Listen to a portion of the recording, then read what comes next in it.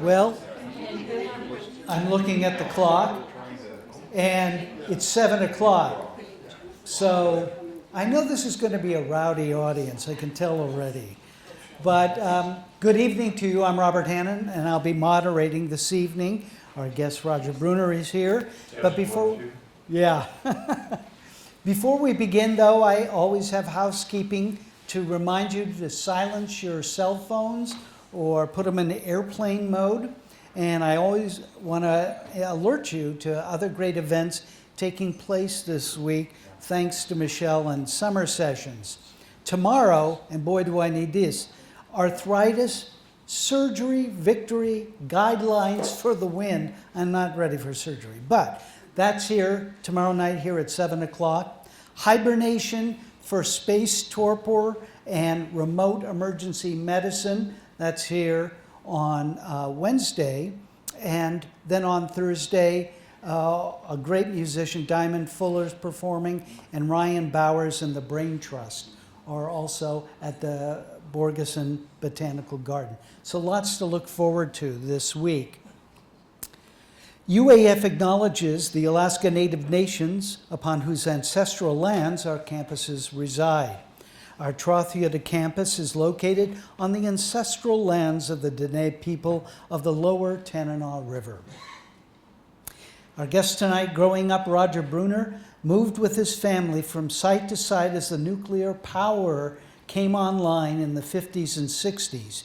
He graduated from Michigan State with a BS in computer science and a minor in math, and then hitchhiked around Europe. He traveled the U.S. working as a DJ and doing day labor, and later decided to pursue law at Notre Dame because it had a great overseas program. That worked well because he met Niesje Steinkruger in Tokyo. They married, came north in 1975, both practiced law, and eventually Roger opened his own practice and ran that for 19 years. Later, he served as Vice-President and General Counsel for the University of Alaska. He's been active in Fairbanks Rotary and Rotary Youth Exchange. While president of the club, he set up the Books for Babies program. Roger has judged science fairs, participated in Guys Read, and coached students for the math competition, Mathcounts. Roger has worked on the Lost Alaskans project and has spent a decade copying and digitizing Alaska state court cases recordings from the 1960s. Please welcome Roger Brunner.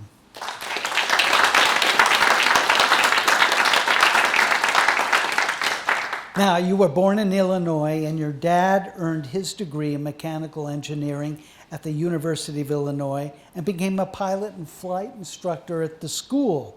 Now, was this in Urbana-Champaign? Yes. We lived in Champaign. I was a baby, I don't remember. We lived in Champaign, but the hospital was in Urbana. So I was born across the street in Urbana. And my dad had a couple of jobs.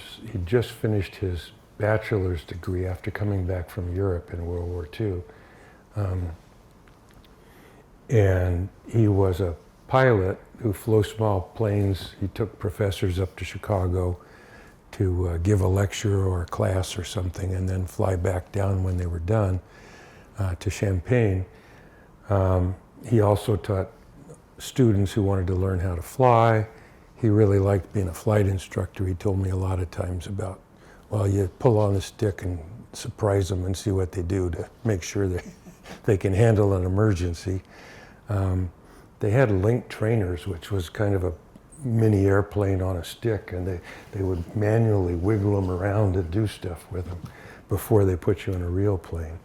The other thing he was doing on a government contract, he and some others were trying to improve airplane controls to make them safer and more idiot-proof. So if it was easy to bump something, they'd move it, or if push was too easy, they'd make it a pull and do switches like that. So anyway, that's what he did. He got his degree on the GI Bill and stayed in the Army Reserve. Yes.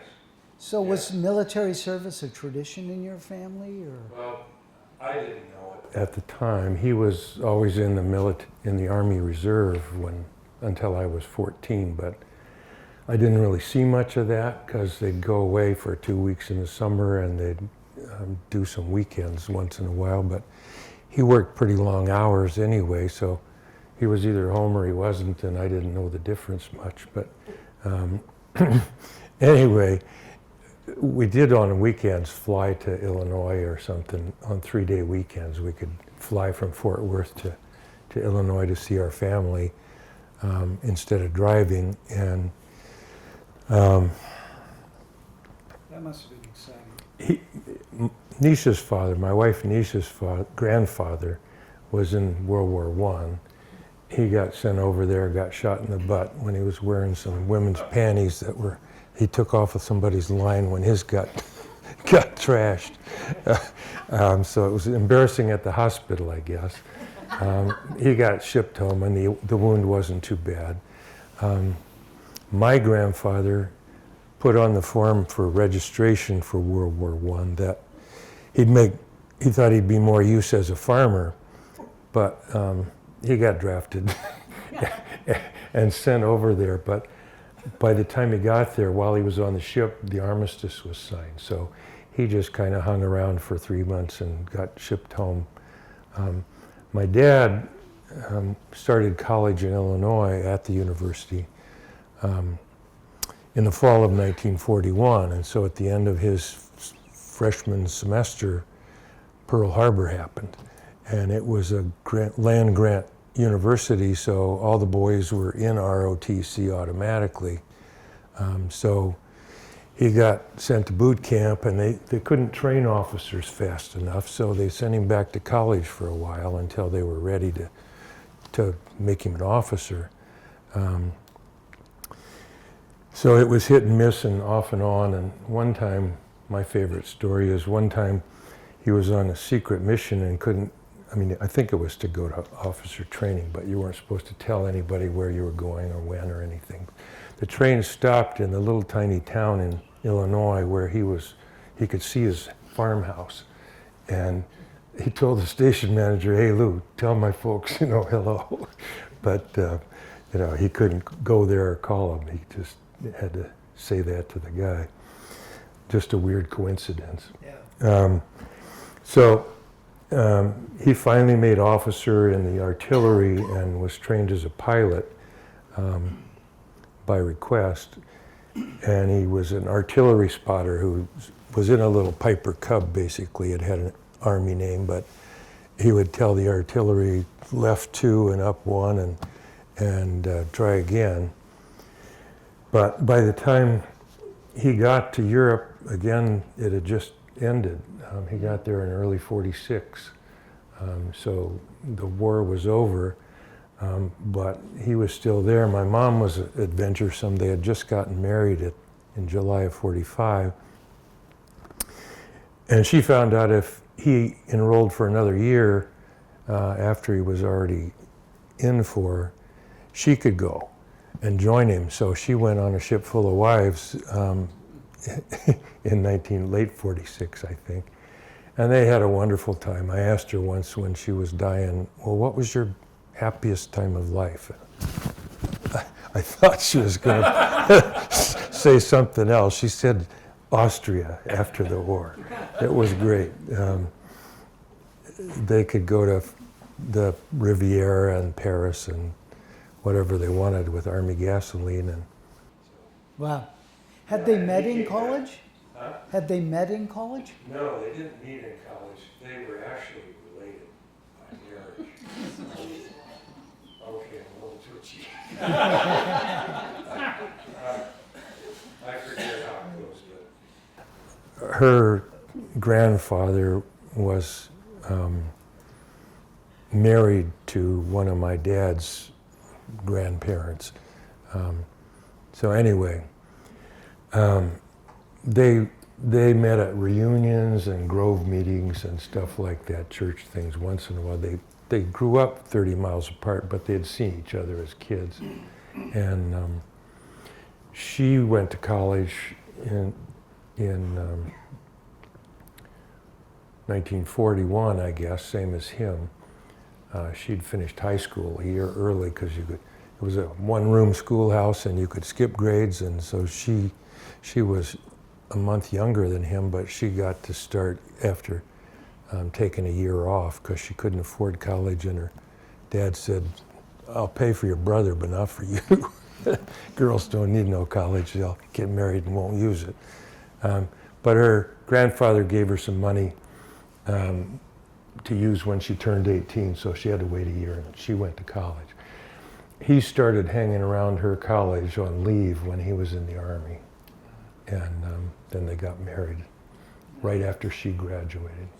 Well, I want to get to you at 1 year old because your appendix burst when you were 1. You don't have any memory of that, do you? I know nothing about it at all except what my mom kept saying, which is those damn nurses wouldn't let me hold you.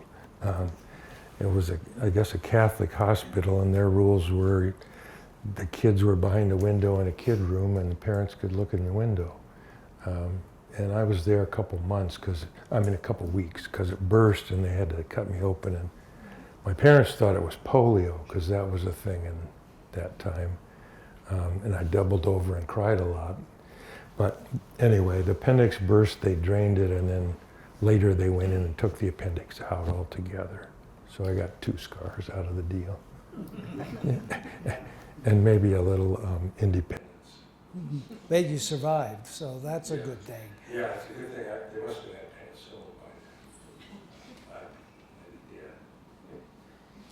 penicillin.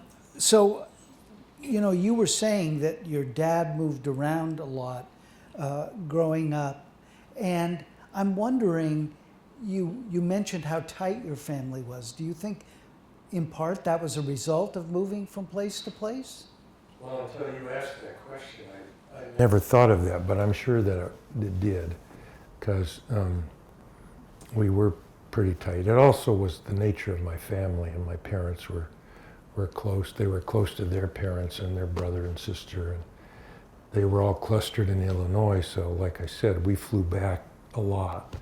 At least once a year we'd go see everybody in Illinois.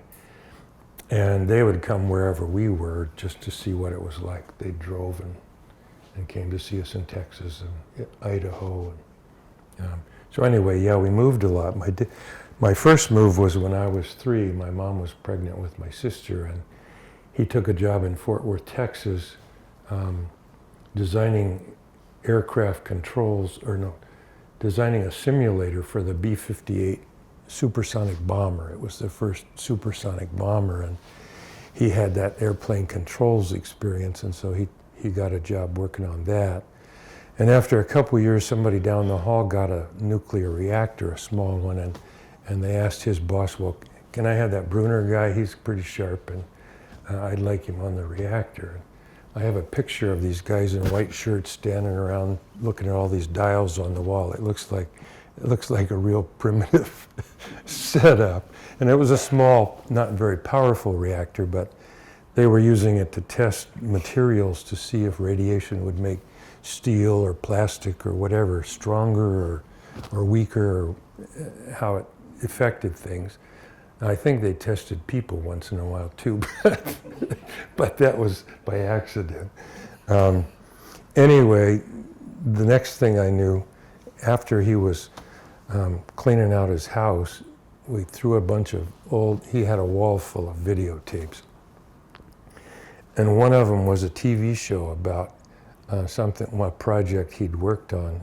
And he'd been in charge of the reactor that they had a pit in the runway at Carswell in Fort Worth Air Force Base. And they'd hoist this reactor up into the bomb bay of a giant B-36. It was our biggest plane. And they'd put a new cockpit on because a tornado ripped one off of this particular plane. So they put a new, bigger cockpit with lead shielding in there to protect the crew.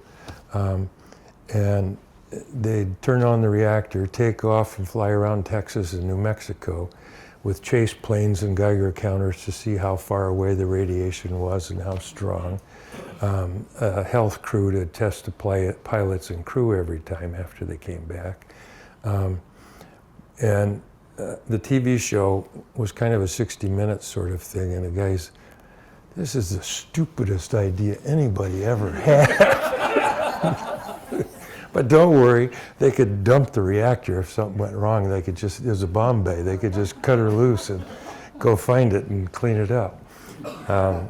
And yeah, they talked about getting 70-year-old pilots in case there was a problem with that, because they're not going to last long anyway. And anyway, President Kennedy came into office within a month or two. He cut the budget for that thing, because by then everybody had missiles anyway, so the idea of keeping a bomber aloft for a week or a month so it couldn't be targeted was no good anyway, so they dropped it. But there was actually a company in Idaho making engines that could run off of nuclear power, and they're still sitting out in the desert in Idaho if you want to see them. You know, And then we moved to California to design a new reactor in Idaho, and then we moved to Idaho after 9 months, and I started the middle of 9th grade there.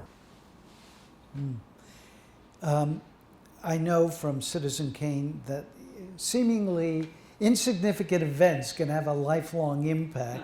And instead of Rosebud, tell me what culvert brings to mind from your childhood.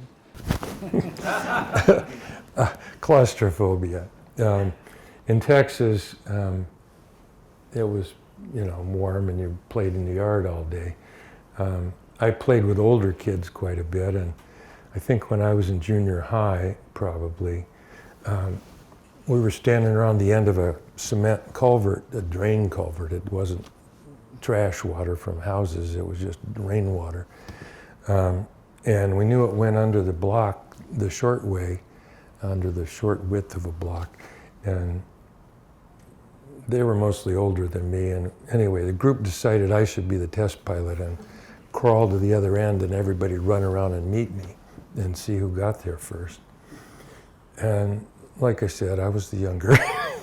I said, okay, makes sense, I'm smallest. I was pretty tall still. So I get in there and they're all cheering down the pipe for me, and it was exciting and stuff. And then after a while I couldn't hear anything. And I started thinking, what have I gotten into here? I don't know how far this is going to be. I mean, I've never crawled before this much. And it was concrete, so it's kind of, if you scrape yourself, you scrape yourself. And I'd yell back and nothing. So, oh, well, they must be there. So I yelled, nobody there. And then the claustrophobia started in, and the panic of, gosh, I don't want to quit. And I tried to turn around so I could crawl back, but my knees wouldn't. I couldn't do it. I was too big for the pipe. So then, nobody to talk to, nobody to discuss this problem with. It was really lonesome in that pipe. Finally, I tried crawling backwards, but that got me scraped up worse. You're just not very good at it. So I kept going, and guess what? Nobody was there. I don't know if they never went there or they gave up. I never found out, but I didn't trust older kids after that. Probably a good life lesson. But you're reasoning that through. Your dad really honed your critical thinking, didn't he? He did. He was an engineer, and I had a lot of questions about science. I liked science, and he gave me science toys. So I'd come home and ask him, well, does the moon move, or do we move, or what goes on there? And he would think up a way to experiment and test things. So we got a toilet paper tube and some rubber bands and made crosshairs and taped it to the window aimed at the moon, and then checked it every hour for a while, and it goes that way.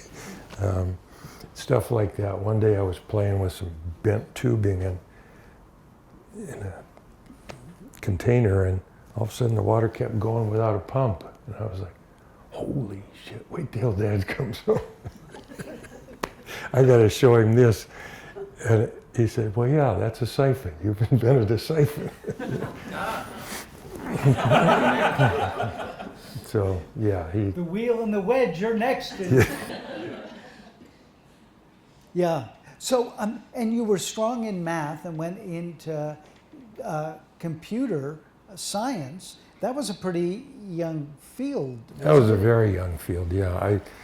I did high school in Idaho and excelled in math and science, and that was kind of the criteria for that place, because there was the National Reactor Testing Site out in the desert, so there were engineers crawling all over Idaho Falls. Lots of kids had engineers for dads. Buses would go around and pick up dads on the corners in town and take them out 50 miles into the desert every day and bring them back. So that was, yeah, if you wanted to be cool in that school and weren't cool, you did math and engineering. And so, yeah, I went to Michigan State. My dad was mechanical, so I started in mechanical, tried electrical engineering, and then computer science was a new thing, and I tried that. I liked it. It was primitive. You had to type your program on a bunch of cards, one command per card, so add 2 and 2, type that out, type a new card, multiply that by 5, and another card, now do something else. And of course you had typing mistakes. So you could run it once a day. You'd take your pile of cards, turn them in, come back the next day and get them, and a printout, and oh, I did a typo. Okay, fix that card and look at the list and see if you see anything else. Turn them in. Well, then you had a logic mistake. You were supposed to subtract instead of add, so you got to fix that. And so you couldn't put it off till the last week of the semester. You had to hit it hard every day. But it was fun. I liked it, and but I was 5 years too early. The only jobs were basically IBM, and you had to wear a white shirt, not a blue, tie, sing the company song every morning. I don't know about calisthenics, but it was very rigid, and I was too young to die, and I wanted to travel, so I did that. Well, let me ask you, before we get to your travel and Japan, I do wonder if that background in math and logic served you when you became an attorney or you studied law. It did. I think it was very useful. There is some science like breathalyzers and things in the law, but also there was a lot of logic on the law school admission test in that time, and I did really well on that. I'd had philosophy of logic and math logic and computer logic, and so yeah, there were a lot of logic questions, and I did really well. So you went traveling. Where did you get that travel urge, Roger? Well, I flew to Illinois a lot, and after Sunday school, my dad would have to log so many hours a week, so we'd fly to Arkansas just for, get some gas and come back and stuff like that. And my parents liked to travel. My grandparents liked to travel. So it was in the blood, I guess.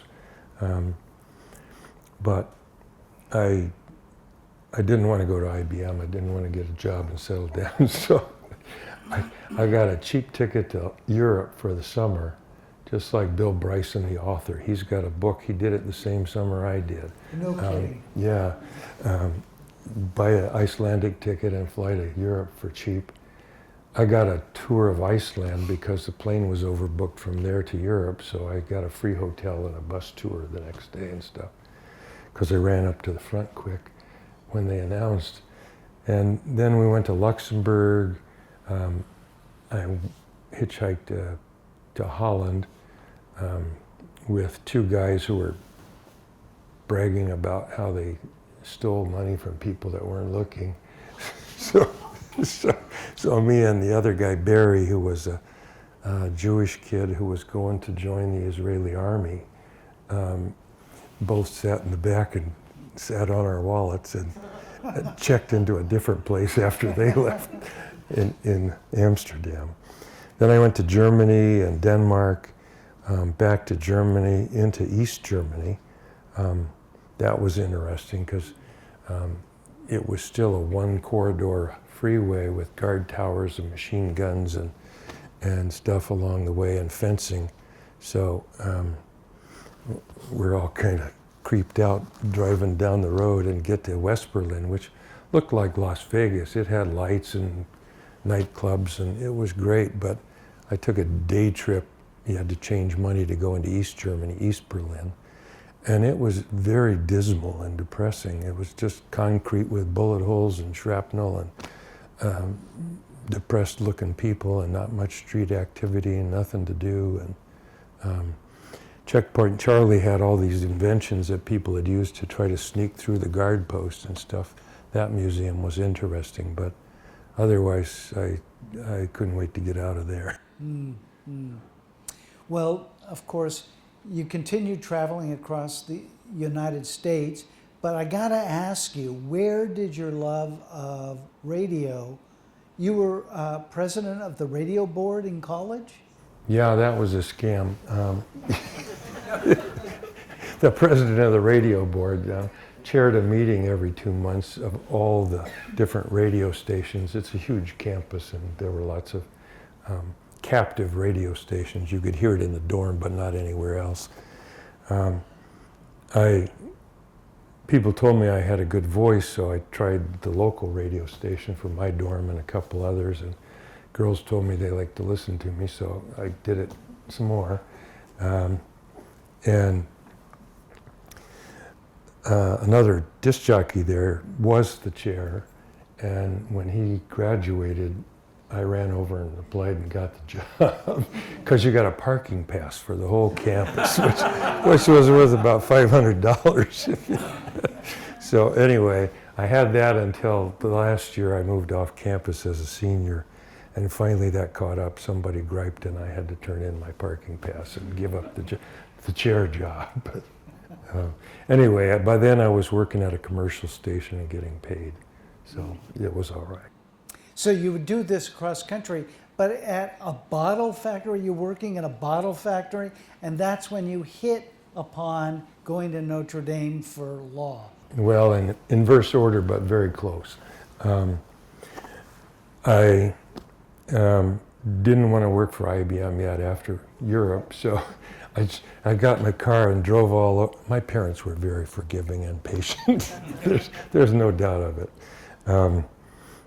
I drove to my college roommate's wedding, and then I drove to see somebody in Wisconsin, and then I drove to my high school buddy in Bozeman, Montana, and we unloaded moving vans as a day job because it paid well if you hurried, and they got the driver out of town with a new load. And finally a job at the radio station in Livingston opened up. It was the first station opened after World War II. And it's an Art Deco building. It looks like a rocket ship with layers on top and stuff. Anyway, the disc jockey / news director was moving out of town, and so I ran over there. I had a license to work at a radio station. And ran over there. It was fun. It was a small town. I had to drive 50 miles over a mountain pass, so sometimes you got stuck one way or the other, but it paid well. It was fun. I cashed my first paycheck, and the teller said, "Oh, you're the new disc jockey. I heard you on the radio." I said, "Oh, you're the mayor's daughter. I interviewed him." So it was fun. And then I went to Seattle to see about joining the Merchant Marines, because by then I had a license to do radar on ships, and Vietnam War was ending and they didn't need any more merchant shipping. So I went to Colorado and skied with another friend, and then headed back to make some money in case my parents had enough of this. And on the way, I had heard that Notre Dame had a program you could go your second year in South America, and that sounded like fun. I knew some Spanish. I had 4 years in high school, but didn't know much. I just had 4 years in high school. In Idaho, you didn't learn a lot because there was nobody to use it on in those days. So I stopped at Notre Dame and went in the admissions office and got an application, and I'd already taken the LSAT exam for fun in college, and I like tests. I told you I was a little weird. So I filled it out on the trunk of my car and took it into the office and gave them the money for application fee, and went on to New Jersey, where my parents had moved by then from Illinois, and got a job in a bottle factory. I don't know how I found it, but it was easy work. You stacked pallets and put a bag over them and strapped them and did it again.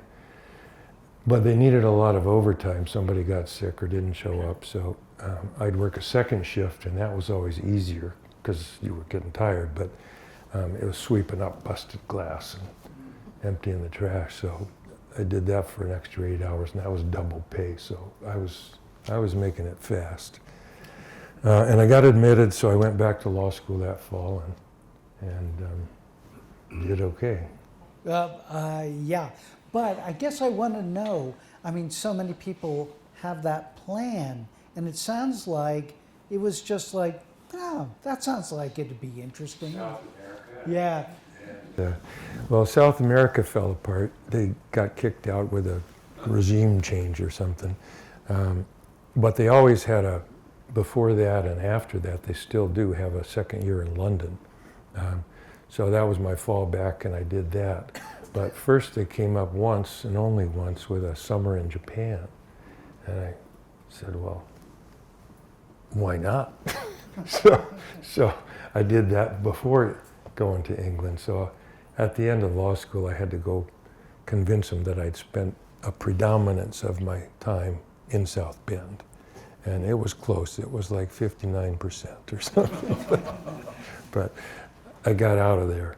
Anyway, I went to Japan, and the rest is history. Yes, you met Niesje there, so tell me about that meeting.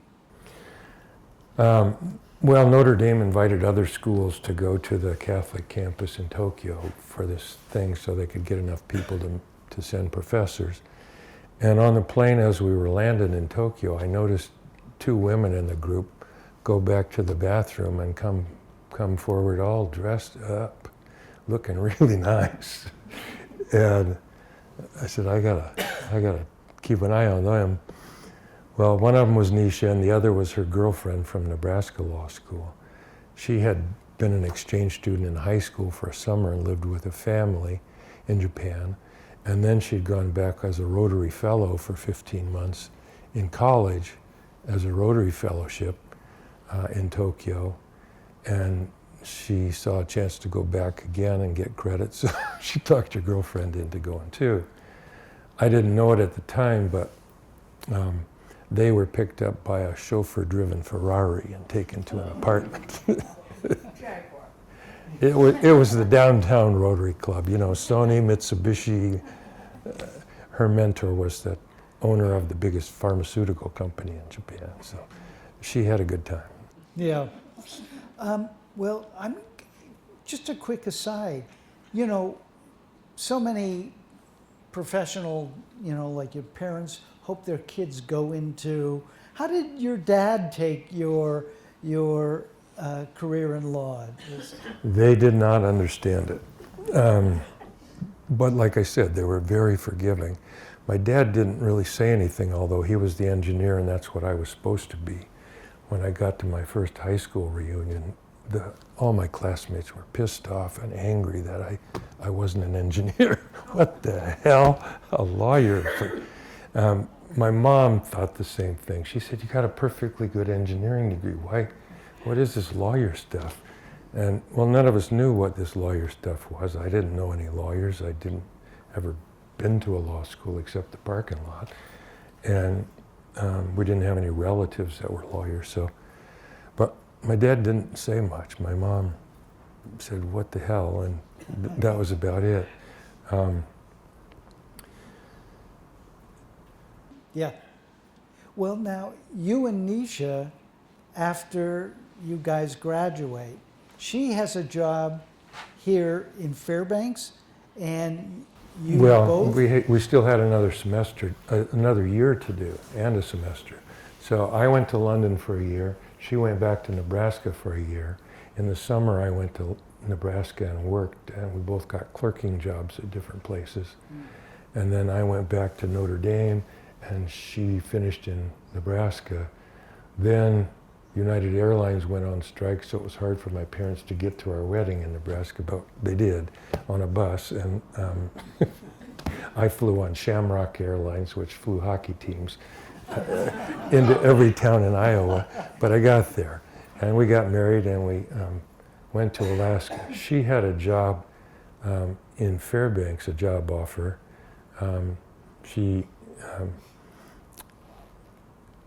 Lloyd Hoppner from here was a lawyer in Fairbanks, and he was from Nebraska. He went back for bar conventions in Nebraska to play poker and look for recruits. And somebody told her there was a guy here from Alaska looking for somebody. So she went home and got all dressed up and went back and went in, and he said, "Well, it doesn't say here you were a cheerleader, were you? And can you type?" And she got up and went for the door. And he, no, come back. And that night she was back at the law school studying, and somebody said, "The dean's looking for you, call him." And she called, and he said, "Yeah, I'm playing poker with Mr. Hoppner. He wants to talk to you."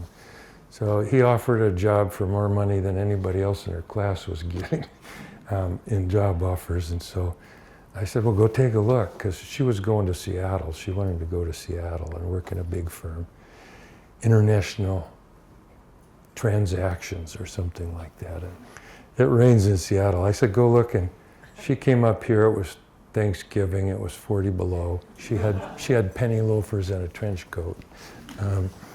But she went around. They were having a party with the punch bowl going wild because 2 lawyers had passed the bar that day in that firm. Mark Wood became a judge, and Linda Walton was the other one, and they both found out they passed, so the firm had a party and were well in their cups. Niesje went around and interviewed people. Finally, she sat at Julian Rice's office, and he said, "Well, do you have any questions left that nobody covered?" And he's got his feet on the desk, and he says, "You got anything you want to know?" "Yeah, what if I don't pass the bar exam?" Because that was a big deal. Firms didn't pay your way up here to interview or anything. And he said, "Well, little lady, I suppose you'll do what I do and take it again."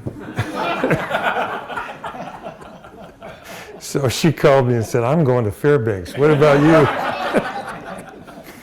And I said, "Right on." So here we are. Well, what was it like that? This was during the pipeline days, right? It was, yeah, in pipeline construction, and it was wild and woolly. Money was all over town. People were getting paid outrageous amounts. Restaurants were looking for cooks. Car dealers were looking for mechanics. Everybody that had any skills that were useful for pipeline construction went north or south and made a fortune. Housing was hard to find. You had to know somebody that had a tenant moving out in order to find a place or bunk with somebody else. We were lucky. One of the lawyers in the firm had a girlfriend that he was spending time with, so he gave us his apartment and his car for a while. And otherwise, you couldn't get a phone at all, much less a private phone. And you had to wait on a list for a party line. But there were streetwalkers on 2nd Avenue coming up to your car window, and Niesje got scolded by her boss for walking on that street. Oh, the courthouse was that way, but she was not to walk on that street with those ladies. And yeah, it was just wild and woolly. You eventually got a job with the firm representing some unions, right? Well, not representing. They asked me to write a brief, and I did, and they liked it, so they said, "Well, you're hired too. Same pay, same. You're hired too. But yeah, that firm did have contracts with 2 unions. They didn't represent the unions. They represented union members on a prepaid legal plan. So their union dues paid ahead of time. The Teamsters had a similar thing. We had the electricians and the laborers. So if you wanted to buy a house, you had a certain amount of legal fees paid, and you'd have to cover the rest if it wasn't enough. Or if you wanted a divorce, or you were going to buy a house, do whatever. Or most common was you came to town with $10,000 in your pocket on R&R and got drunk, got arrested, and needed a lawyer to get you out of jail. Early on, we both stopped at the jail on Friday night on the way home. We both had new clients like that. So we went in different rooms and talked to our clients and got back in the car, locked the doors, went home, crawled under the covers and said, "My client is crazy, how about yours?" And we argued about mine's crazier than yours. He was hearing voices.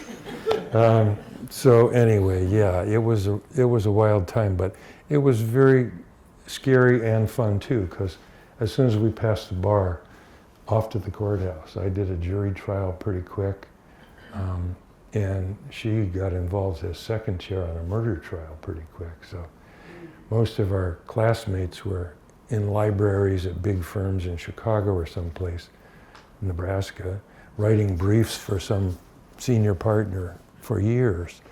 And this was much more fun, besides the streets. Well, some attorneys want to practice one aspect of law and whatnot, but this sounds like you had a broad variety. Did you enjoy that kind of variety? Very much. First of all, we were brand new out of school, so everything wasn't variety at first. But yeah, it's a lot more fun to learn new things and do different things.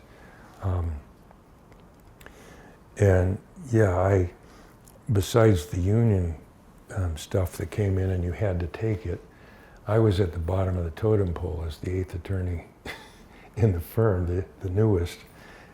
Even she was ahead of me. So senior partners didn't want to do court appointments either. The union work and the court appointments was not the best paid work available.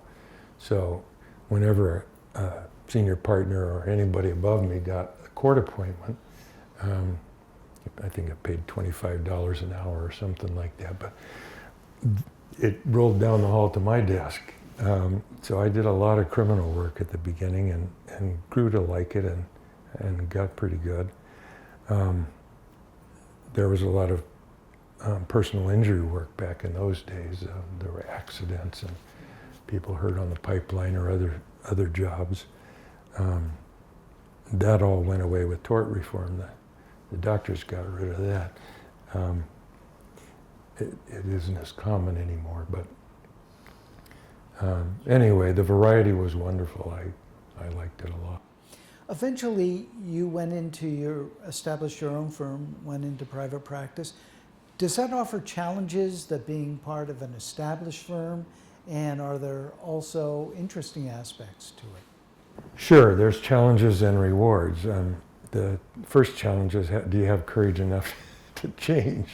I had to do some change because, thank you.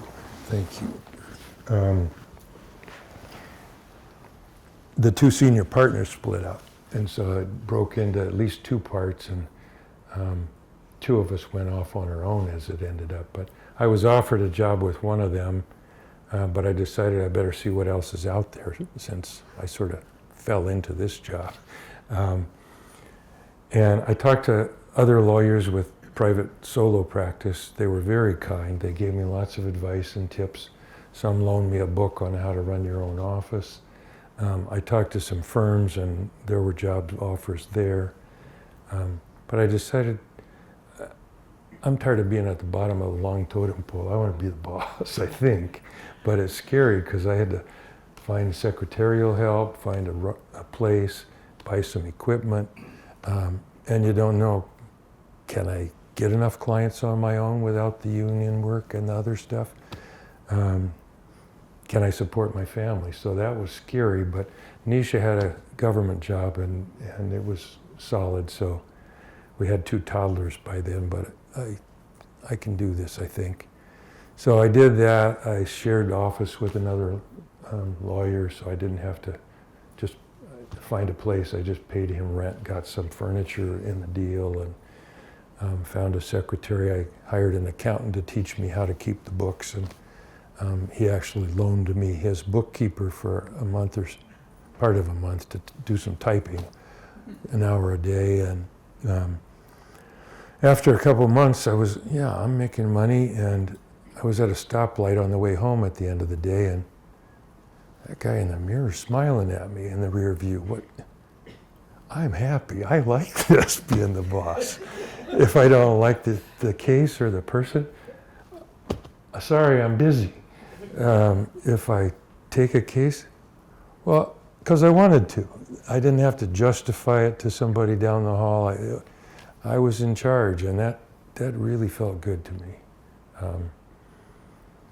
A couple years later, Niesje got appointed to the bench as a judge, and so I changed from not so much court work. I always did some, but less of that and more office paperwork, buying houses, representing nonprofit companies and other things where I could go to PTA and do more things, because her schedule at the beginning was terribly inflexible. Pick your vacation 3 years ahead of time. Well, something you just said, I'm going to take a slight detour here for a couple of questions, because when we were, preparing, you really sounded like you loved being a parent, and you cited your dad as a model for how to parent. Would you share that story? Yeah, we spent a lot of time in Illinois with family, as I said. There were reunions on both sides and all kinds of stuff. And I didn't recognize this till I was in college and, thinking about growing up. And my dad was always the uncle on the floor, playing with kids and letting them crawl on him and doing stuff with kids. And I wanted to be that dad, I started reading How to Father and some books about having kids. And I wasn't close to having kids, but I was looking forward to it someday. And I was fortunate. We had 2 daughters, and they both turned out well. One of them's kid is laughing at them, but they did turn out well. And I did play on the floor a lot and wrestle and make silly noises. And I decided there's a gland somewhere behind the spleen that waits until you're a grandparent, and then it kicks in, and you make funny noises and get on the floor and roll around. It can't be helped. Well, the other point of your past that I want to bring up is Rotary, because you said you joined Rotary to sort of pay back a debt. I did. It was Niesje's debt. As I said, she was but Rotary wouldn't take women, so she sent me to pay her debt. They wouldn't allow women in. So I joined and liked it. She had been treated so well in Japan on her Rotary Fellowship and given such a boost in life, and came back as the person I loved. So I went and joined. A couple years later, I was on the board when the Supreme Court of the U.S. said they had to let women in. And there was gnashing of teeth, and a couple of board members quit. And what are we going to do? What are we going to do? And they looked at me because I was the lawyer, and I said, it's easy. There's 2 choices. You either close the club. This is the Supreme Court. There is no appeal. That's the answer. You either close it or let them in. I say we let them in. And that's what happened, and it's been wonderful. That it's more fun and we get more done. It just was a good idea to start with. Well, one of the programs you helped spearhead is Books for Babies. So I'm wondering, did people bring you books and you gave them babies, or was it the other way around? No.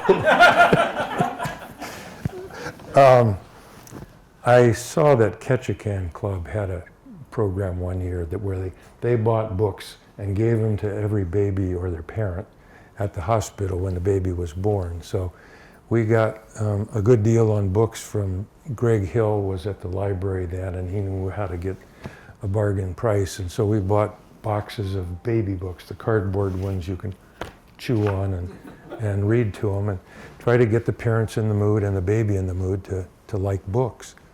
So yeah, I was very pleased with that program. It went well, and every Bassett baby and every Fairbanks Hospital baby, as far as we knew, got a book. I've wanted to go back and look at the high school records and see how that class stacked up, but I never got around to doing that, but I bet they did well. Yeah, well, Rotary has such a great reputation for this philanthropic work and whatnot.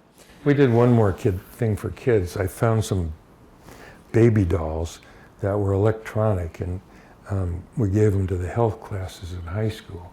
And each kid would have to carry it around, and it would start crying. I think it had 8 different cries. The one that really got your attention was the cocaine addicted baby. It just was like blackboard scratching. It was bad, but you had to try to put the card in with the solution to shut the kid up. But I just felt good about that, because nobody teaches you how to be a parent much in school. But okay, one more question before we get you to the university and general counsel is, I was so surprised to learn you fell in love with volleyball and played volleyball for years and coached. It was my passion until last year. My younger daughter, Jill, played volleyball in junior high a lot. I mean, she was on the school team, and she played in high school and was good. And so I went to a lot of games, and I liked watching it. I thought, that's a fun game. And I had played some yard ball at picnics and stuff, but nothing serious. But our church wanted to have somebody start a volleyball team, and there was a church league, so I said, I'll do it, and rounded up players and did that for a couple years. It was, it was low grade volleyball, but we played on a women's net, and so I got hit in the face once. Anyway, and I went to some camps, and I started playing in Esther with hippies and outdoors, and finally started in City League, which was a better level, and I got better and better and went up to B League. And I was playing with high school players, and also with UAF players, mostly after they finished, but really good players. I was always the low man on the totem pole there too. I was not the best player on the team, but I was respectable, and I was a good blocker, and I could dig pretty well. So anyway, I did that till COVID shut the junior high gyms, and that was the end of me. My kids were both in the medical field and said no more indoors until COVID's really, really gone, and that maybe never. I did a little outdoor volleyball, but then last December I broke my hip trying to get back in shape playing pickleball of all things, and broke my hip, and that was that. No more running, no more jumping. Okay, then we'll get you back now when you become general counsel. Now, this was under Mark Hamilton, right? Yes. And what was it like working for him? And there were some challenging periods at that time. It was great. It was great working for him. The museum was a fiasco, and there were lawsuits and stuff going on about how much it should cost and whose fault it was. And so that was one of the big problems at the start. But Mark Hamilton was great. He's the best boss I ever had. He'd been a 2-star general, so he knew how to administrate small things, big things, everything. He could raise money. He was a good public speaker. was good with the legislature. He had a temper once in a while, but half the time it was for show to make a point, and he was good at that too. But he was a master with people. One time he had a rule. He told the vice presidents, if you're in a pinch and have to make a decision, and I'll back you up. Just keep me posted so I don't get surprised later. And I screwed that up once. A regent called all in a panic and wanted something, and I was able to fix it with a couple of phone calls, but I forgot to tell President Hamilton. And I get to work about 7:45, and he's in the parking lot having a cigarette, and Roger, come here. I got to talk to you because I know you won't do this again. And he told me he'd got confronted by the board member, and they started talking about this problem that I'd fixed, and he had to say, what problem? And understandably, presidents hate that. If a board comes and says, what about this problem? And you have to say, I am a president, but I know nothing. So anyway, he said, that's what happened. Don't do it again, and patted me on the back. I went up to my office and had a cup of coffee and sat there, and after 5 minutes, I feel good. That guy just chewed my backside, and I feel good. He's a master with people. I'm not going to do it again. So yeah, he was wonderful. And the lawyers in the office, there's one here, and there were 5 of us all together. It was, I think, the best little law office in Alaska at the time. Everybody had their skills and was good at something, and usually many things, and we were good. Yeah. Okay, well, when you retire, it's not like you slow down, because you start researching Alaska's court history, and you got involved with the Morningside Project, which is one of the darker aspects of our history. Talk a little bit about that. It started, I think, with Karen Perdue. She had a relative who was sent to Morningside as labeled insane. She and somebody went to Washington, D.C. to try to find records, because the feds had paid for that, but they didn't have very good records, 1 or 2 payment records on 1 or 2 patients, but really incomplete. My wife Niesje and Judge Green figured out, well, in order to get paid, you had to have a judge's decision, a jury decision from a court, finding the person to be really and truly insane. So let's look for old territorial court records. So they started, and I joined in. The records were scattered all over the courthouses in the state. Many of them were in the state archives by then, but many were not. Anyway, they were in these big, giant, handwritten books that were bound, where the clerk had written down, complaint filed on this day, jury summoned on this day, doctor appointed, lawyer appointed. And sometimes in Nome, it all happened in one day. The complaint, the judge would send out somebody to go tell the lawyer you're hired, find a doctor and get him over to the jail to talk to the person who'd been brought in on the complaint by the marshal. Send the judge out again to find 6 white men to be the jury, and get her going. Afternoon we'll have a trial. The person can testify, their lawyer can argue, the doctor will testify, and the jury will vote. And at first we thought, well, this is a railroad deal. I mean, everybody's going to be found guilty if somebody said they were. But there were a significant number of not guilties. One of them that I found in Juneau was Irene Sherman, a famous Fairbanks resident. When she was a teenager, she was in Juneau, and somebody said she needed to go to Morningside. The jury said, no, we don't think so, but it would be, they hand wrote a note on the bottom of the verdict. We think it would be good if somebody could find a place that could help her. Her mom was in an asylum in Washington. Her dad was up here gold mining in the woods, and she had been burned terribly as a young kid and had a terrible life. But anyway, there were not guilties.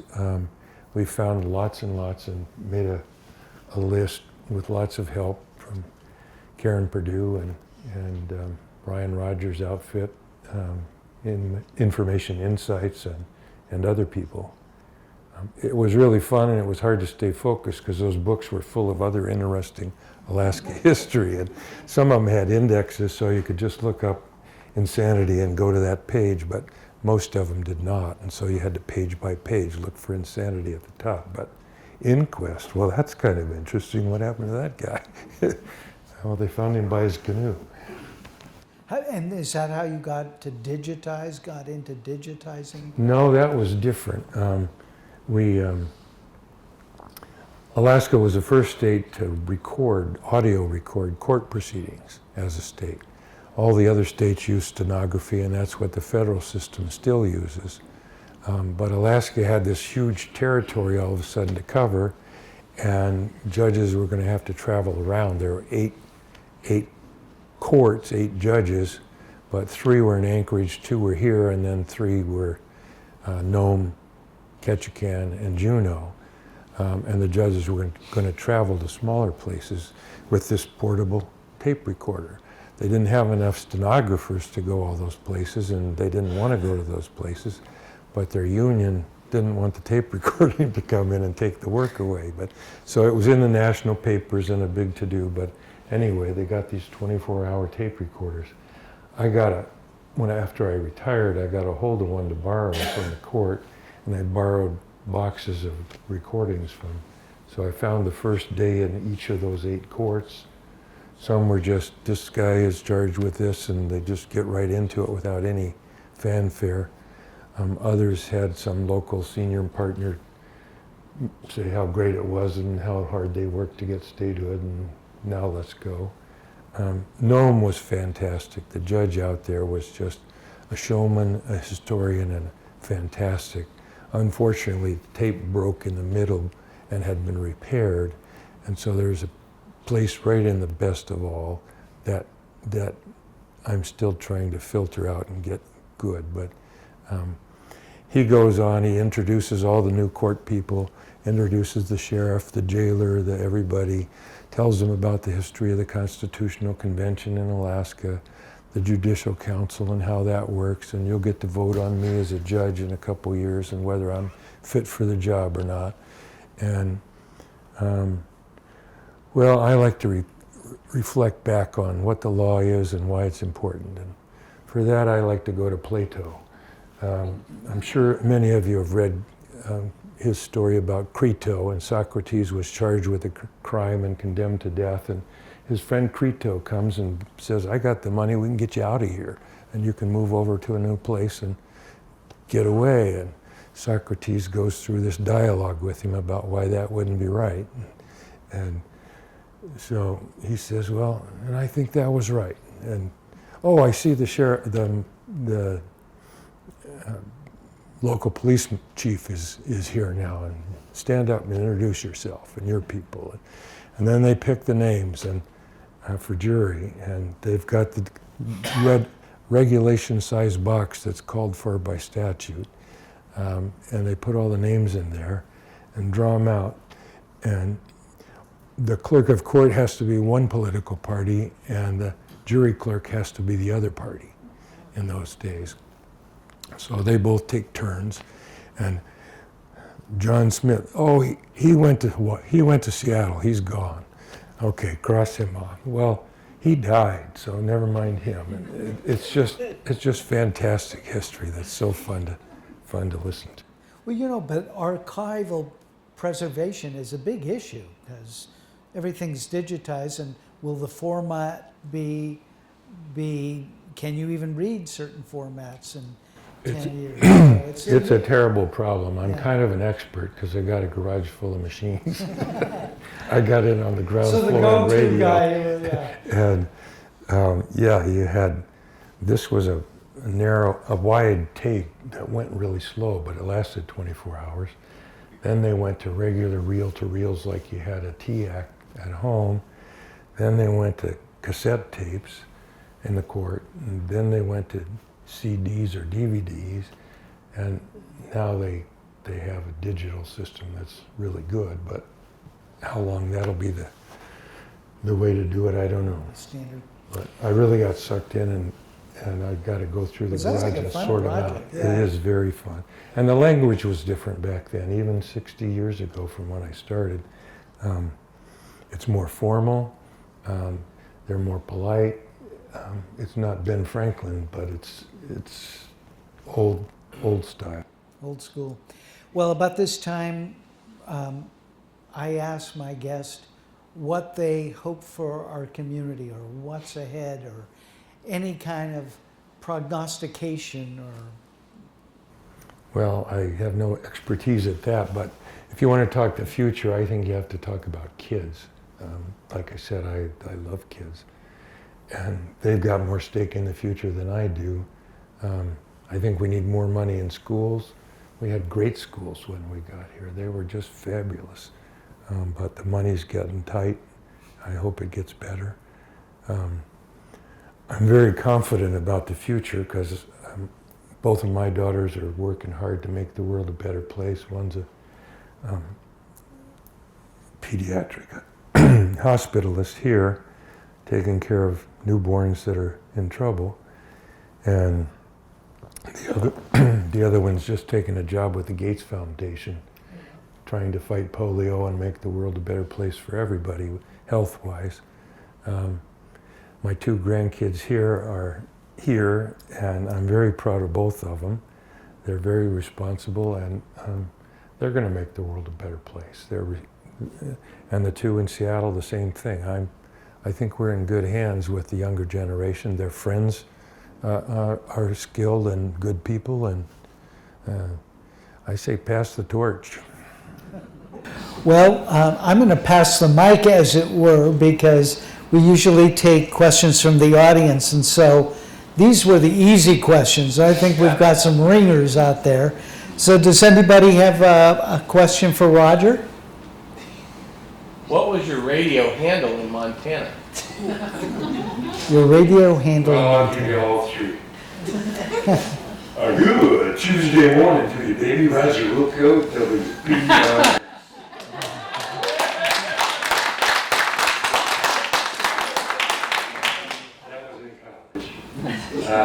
The night show on the, I call it menopause music, it was Easy Listening. Andre Castellanos and his orchestra. From 99 FM, WFMK East Lansing, good evening. It's 10 p.m. and I'm Roger Marks. And then in Montana, you couldn't get by with a phony name in that little town, so. It's 12:30 at KPRK in Livingston, Montana. I'm Roger Brunner, and First Person Sports are brought to you today by Niall Douglas, your New York life insurance agent.